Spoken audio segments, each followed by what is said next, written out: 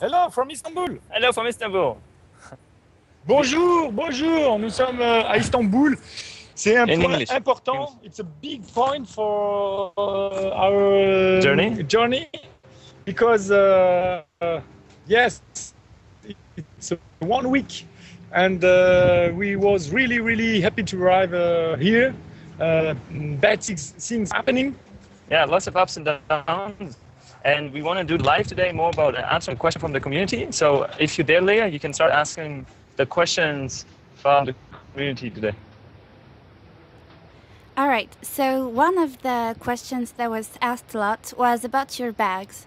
What's in it? Why didn't you bring sleeping bags or tents? And also, did you find out you forgot anything that you could have needed?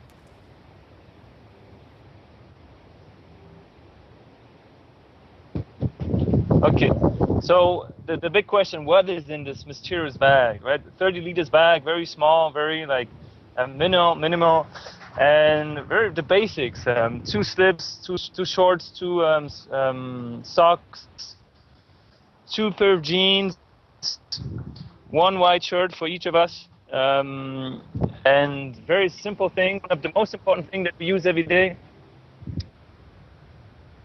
is this one. It's a durable bottle that we refill every day, multiple times, and a water filter. So we filter water. Until now, it has been a very good piece for us to have clean water. We drink up to 4 or 5 liters of water every day, which is very important, keeps us running. And what else is in the bag? Well, until yesterday morning, there was a lot of camera equipment in the bag. But now we are half equipment on the bag, and it's like that. And we don't have a sleeping bag and tents because we are so crazy and so optimistic, and we really think all the journey will maybe sleep, of course, on the street, but a few times, maybe 2, 3, 5. Okay, 10. But finally, we travel 80 days, and for a little days outside, we think it's not necessary. And if we have a tent, and if we have a sleeping bag, we will not give all energy to find a place for sleep. But when you don't have, you don't have a choice. You need to find a place. That's all. And in addition to what Muammer said, it's also, we have the bag on our bags basically every day for a couple of hours. Sometimes we, especially to exit a city, it takes a lot of time, so we walk a lot. And it's good to travel light as possible. And also, when we're in a car, and especially the way that we did from the Hungarian-Romanian border to Bucharest, there's a small car, and if you have a sleeping bag, tent, and air mattress, the bag is very big. And you have to, it's very uncomfortable in the car, and also the people, it's less likely to be taken from someone if you have a humongous bag, because people are afraid that there's too crowded in the car. So light travel with small bags that help you to travel faster and easier and enjoy more the quality of what's happening around you.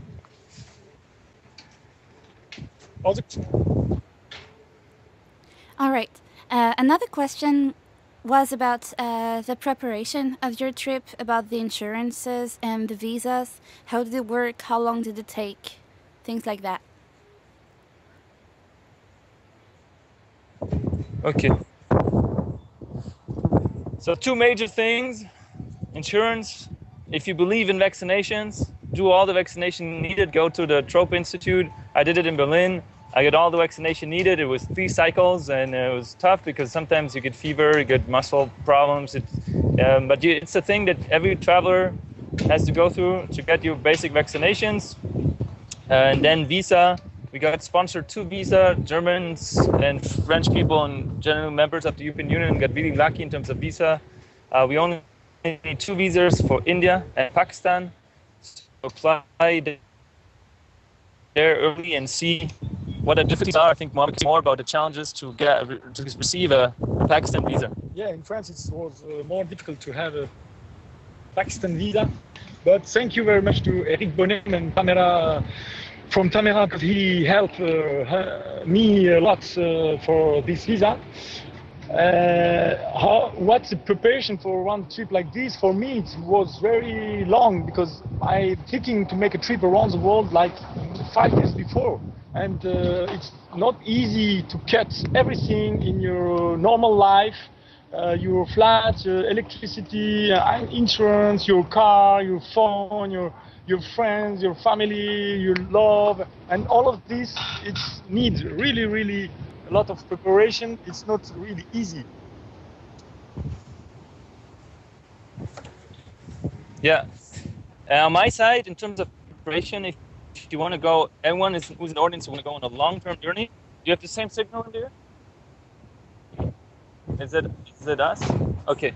So for everyone who want to go on a long-term journey, now in order to enjoy the present moment as good as possible, we have like a big sound in the microphone. I don't know if it's, hold on, now it's gone. So everyone will going to go on a long-term journey and really want to enjoy the journey as much as possible, has to try to really minimize their life back home. So I have no apartment anymore, I have no contract anymore. I have like 2 cartons in the basement of a friend, and that's it. So try to cut back your responsibilities back home. All right. You're also planning on crossing countries that are a little unstable politically. So did you contact the authorities of your countries, to tell them about that? And, in general, how do you feel about that? And are you afraid?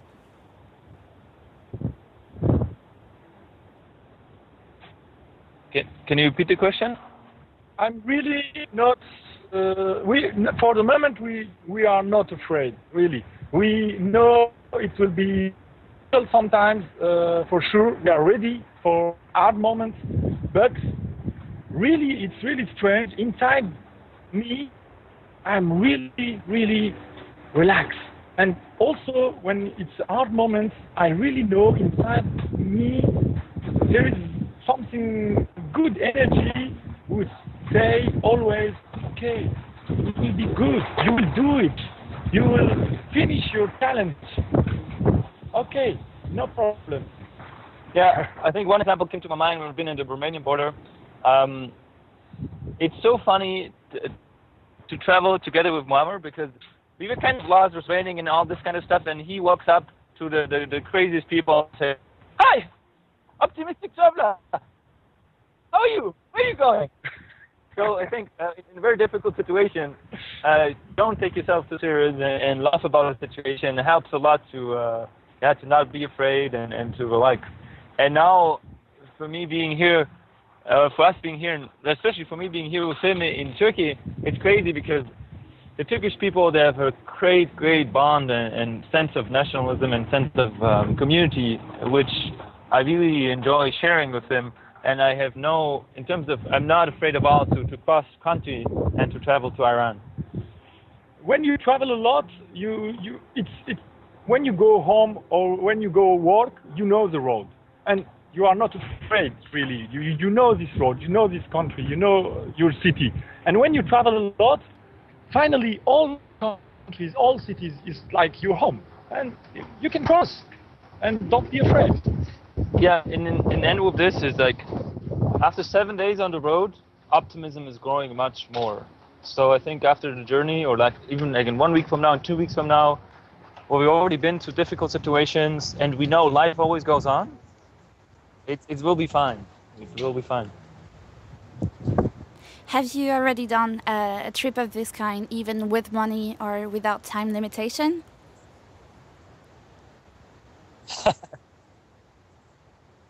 No, we never traveled for long distances without money.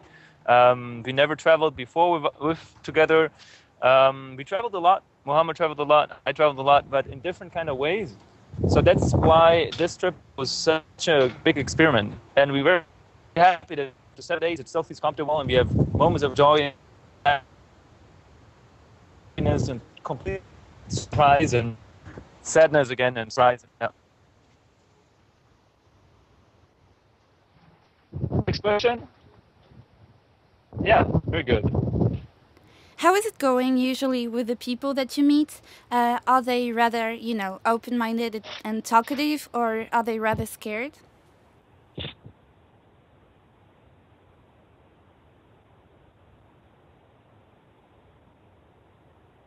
I think it's generally some people are not ready to receive our message. It's not important. It's important to continue to ask another person and another, and it's not always the first person and all people around the world will help us. No, we ask many times to many different people, and we are really quiet, and we wait the good one who will help us. Yeah. But there is good people everywhere in the world, for sure. And we are here in Turkey. We test now 7 countries, 6 countries. And it was really always we find good people. Yeah, and then to respond to the question more, like how do people react to us or the project is, for lots of people that we meet, they realize that they want to live more freedom, that they want to travel more. And then in the next step, we go or like they talk about all the limitations that they have in terms of jobs and families, and then sometimes the next step is that they really say, well, actually, I want to make this happen, and this might be just a small journey to the next country or just going out for a little bit. So I feel like a lot of times we can really inspire people to realize their own dreams and go for it, stay optimistic.